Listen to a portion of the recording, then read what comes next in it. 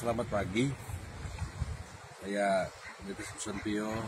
Kami syukur kepada Tuhan, kami berada di tepi pantai Laut Merah atau Red Sea atau Laut Kolsom atau Laut Teberau.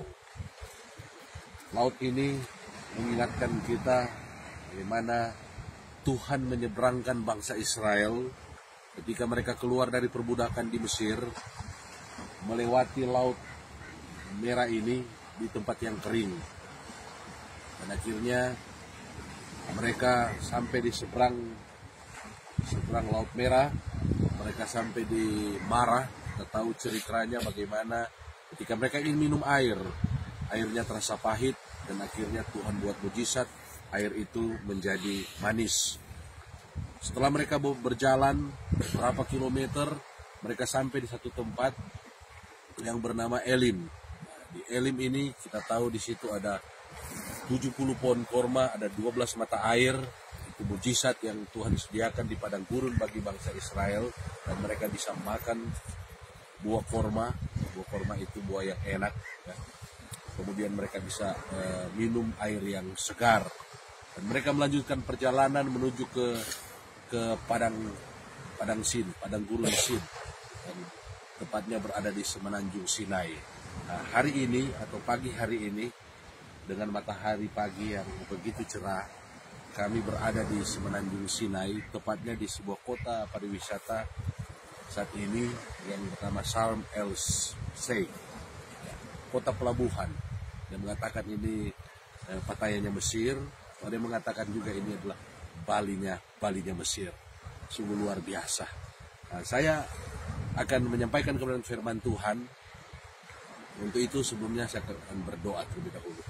Terima kasih Tuhan, kami bersyukur kepadamu karena pada pagi hari ini kami diberi kesempatan untuk membaca firman Tuhan, merenungkan firman Tuhan, tepat berada di tepi pantai Red Sea atau Laut Merah, Laut Kolsom atau Laut Teberau.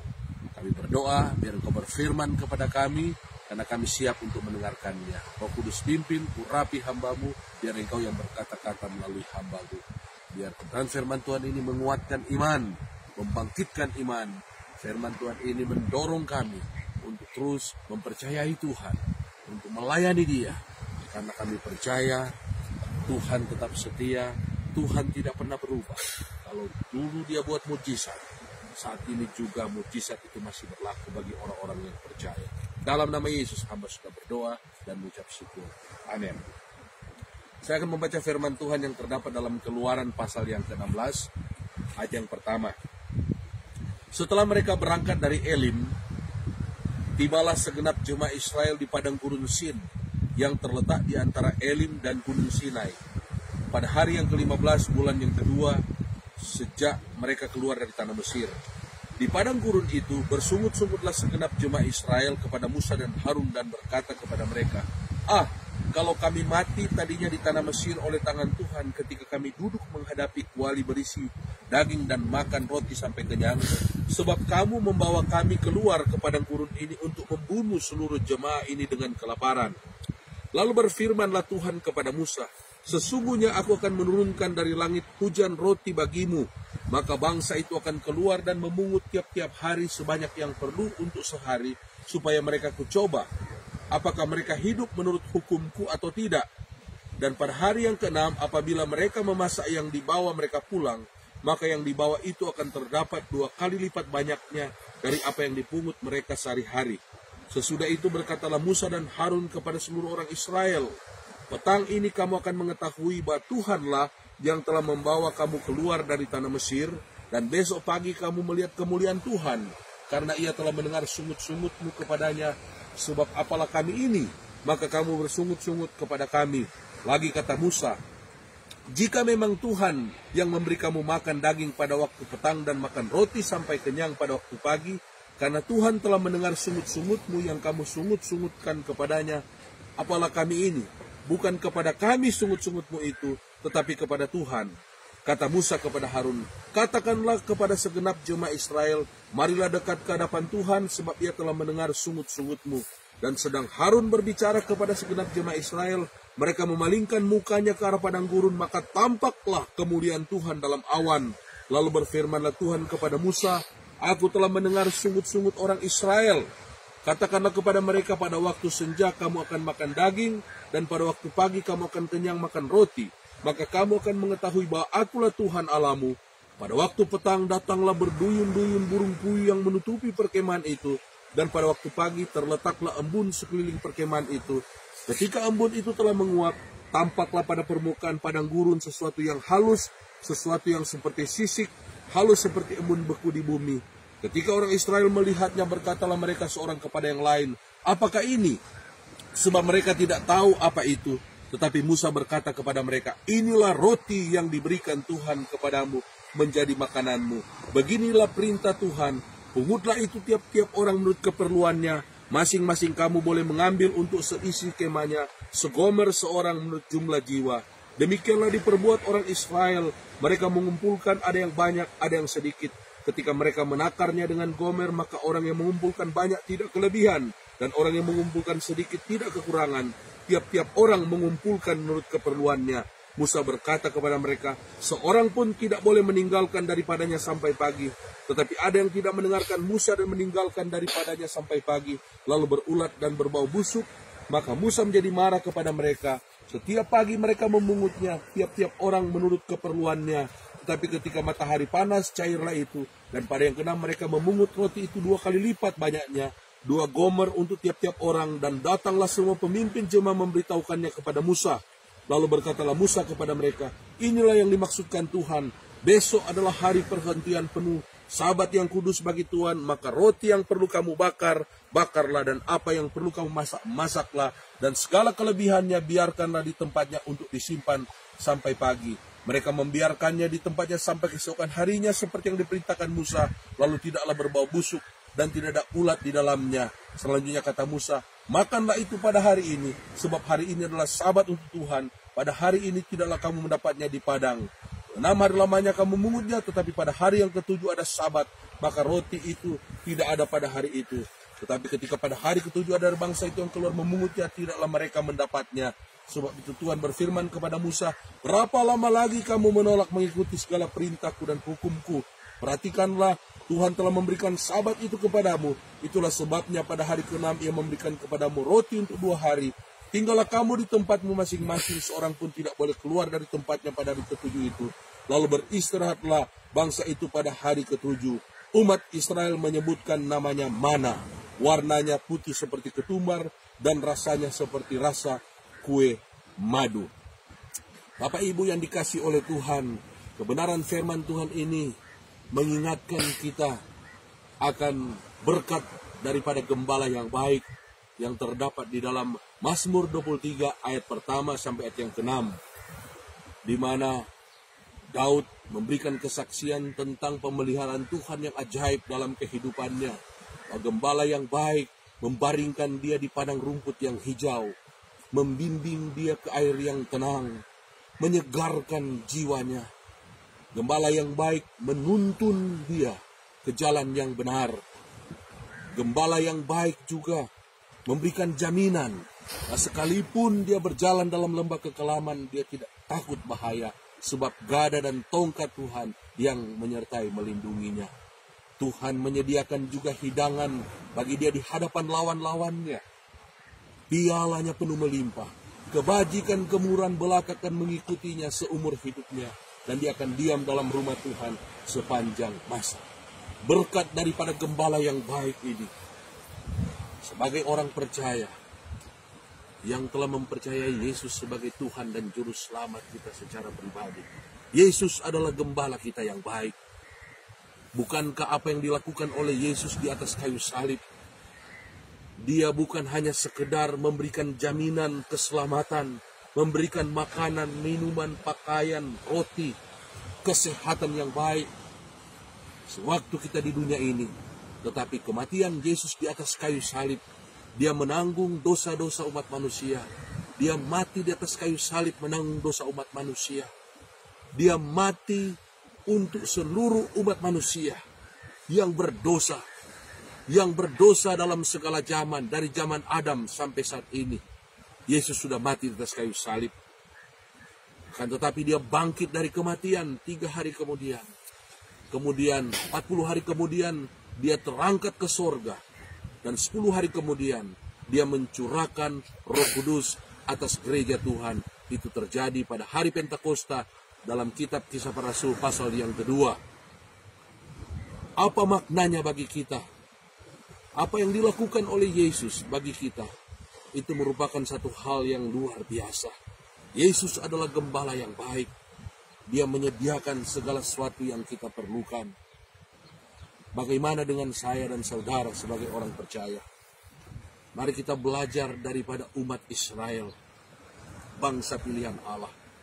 Mereka mengapa harus selama 40 tahun mereka meninggalkan Mesir. Mereka berkeliling di padang gurun Sinai, di semenanjung Sinai. Saya melihat jalan yang kami lalui begitu tandus, gunung-gunung batu. Hanya sedikit air, mata air, pohon-pohon hanya sedikit. Ada begitu banyak musuh-musuh pada waktu itu yang berada di sekeliling. Dan kalau saya melihat juga dengan keadaan sekarang, daerah ini termasuk daerah yang dihuni oleh begitu banyak orang-orang yang jahat. Kalau kita membaca dalam media massa, kota Sharm el Sheikh, ada begitu banyak serangan-serangan teroris. Terlebih lagi pada zaman dulu, begitu bahaya bangsa Israel berada di daerah ini. Tetapi itu semua terjadi karena mereka bersungut-sungut kepada Tuhan. Mereka ingin kembali ke Mesir. Mereka tidak melihat ke depan ke tanah perjanjian, tanah Kanaan yang berlimpah susu dan madu. Bahkan dikatakan 10 kali mereka bersungut-sungut. Bagi orang yang percaya, kita diminta oleh firman Tuhan mengucap syukurlah dalam segala hal. Karena itulah yang dikehendaki oleh Tuhan dalam kehidupan kita. Segala sesuatu yang kita lakukan untuk Tuhan. Sebagai ucapan syukur kita kepada Tuhan. Yesus sudah mati di atas kayu salib, menanggung dosa saya dan saudara. Dia sudah memberikan keselamatan kepada kita. Yohanes 14 ayat pertama, dia sudah menyediakan rumah bagi kita di sorga yang mulia. Kehidupan kekal dia sudah berikan kepada kita. Bahkan dia bukan hanya memberikan kehidupan kekal bagi kita di sorga, bahkan dia menjamin kita sebagaimana gembala yang baik. Dia menjaga, melindungi domba-dombanya dengan gada, dengan tongkat. Demikian juga dengan Yesus. Tetapi Yesus menjaga kita bukan lagi dengan gada dan tongkat, tapi dia menjaga kita melalui kehadirannya di dalam kehidupan kita. Penolong itu sudah dia kirimkan. Roh Kudus sudah dicurahkan atas saya dan saudara. Firman Tuhan berkata 1 Korintus 3 yang ke-16. Tubuhmu adalah bait Allah dan roh Allah diam dalam diri kamu. Allah mengaruniakan kepada kita bukan roh ketakutan, melainkan roh yang membangkitkan kekuatan, kasih dan ketertiban. Dan roh itu ada dalam diri kita. Dan roh itulah yang menjaga dan melindungi kehidupan kita dari hari ke hari. Untuk kita tetap melayani, mengasihi, hidup kudus, hidup dalam kebenaran, hidup dalam keadilan. Firman Tuhan berkata, ketika aku lapar, engkau memberi aku makan. Ketika aku haus, engkau memberi aku minum. Telanjang, engkau memberikan aku pakaian. Ketika aku di penjara, kamu membesuk aku. Ketika aku sakit, engkau menjenguk aku. Kita harus melakukan apa yang Tuhan perintahkan. Menolong mereka yang lemah, menolong mereka yang miskin, dan memberitakan kabar baik kepada mereka yang hidup di dalam kegelapan. Hidup yang mengucap syukur adalah hidup yang melayani, hidup yang beribadah kepada Tuhan. Semua kita lakukan hanya untuk Tuhan Yesus Kristus. Untuk itu, melalui kebenaran firman Tuhan yang kita dengarkan pada pagi hari ini, di pinggir pantai Red Sea, di semenanjung Sinai, kita diingatkan bahwa hari ini jangan lagi kita melihat ke belakang, jangan lagi kita melihat ke Mesir, masa lalu kita, tapi mari kita lihat ke depan. Kita lihat Yerusalem, kita lihat tanah Kanaan yang berlimpah susu dan madu. Itulah tujuan kita, itulah harapan kita. Untuk itu mari seperti yang Rasul Paulus katakan, aku melupakan apa yang di belakangku, tapi aku berlari-lari mengejar panggilan surgawi dalam Yesus Kristus untuk menerima mahkota kehidupan yang dia sediakan bagi setiap orang yang percaya kepadanya. Siapakah mereka?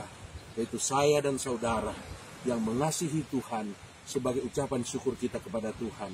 Jangan bersungut-sungut, tetap hidup dalam kekudusan, hidup dalam kebenaran, beritakan Injil. Tadi malam saya di Psalm Elsik, di depan salah sebuah toko hard rock cafe Psalm Elsik. Saya bertemu dengan seorang bapak, Fadli, dan saya bersaksi memberitakan Injil bahwa Yesus sudah mati bagi dia di atas kayu salib. Yesus adalah juru selamat secara pribadi bagi orang yang mau percaya kepadanya. Inilah bentuk ucapan syukur kita kepada Tuhan. Bersaksi, memberitakan Injil, menolong sesama kita, dan menatap ke depan bahwa kita semua melakukan ini hanya untuk Tuhan Yesus Kristus, bagi kemuliaan Tuhan, dan Dia menyediakan mahkota kehidupan bagi kita yang mau datang kepada Dia, menyerahkan hidup kepadanya, melayani Dia seumur hidup kita. Tuhan Yesus kiranya memberkati kita semua yang mendengarkan kebenaran firman Tuhan pada pagi hari ini. Haleluya, mari kita berdoa. Terima kasih Tuhan, kebenaran firman Tuhan sudah hamba sampaikan. Jadilah kebenaran firman Tuhan ini berkat bagi mereka yang mendengarkannya. Kami ingin mengucap syukur dalam segala hal. Kami ingin meninggalkan kehidupan kami yang lama yang suka bersungut-sungut. Tapi kami ingin hidup dalam kehidupan yang baru. Karena Kristus adalah diri kami. Kami adalah ciptaan baru. Yang lama sudah berlalu. Kami sekarang hidup di dalam roh. Kedagingan sudah kami matikan oleh pertolongan Roh Kudus. Untuk itu mulai hari ini kami akan jalani hidup dengan mengucap syukur, mengasihi Tuhan dan mengasihi sesama, dan memuliakan Tuhan dalam kehidupan ini. Dalam nama Yesus kami sudah berdoa dan mengucap syukur. Haleluya. Amin. Terima kasih, Tuhan Yesus memberkati.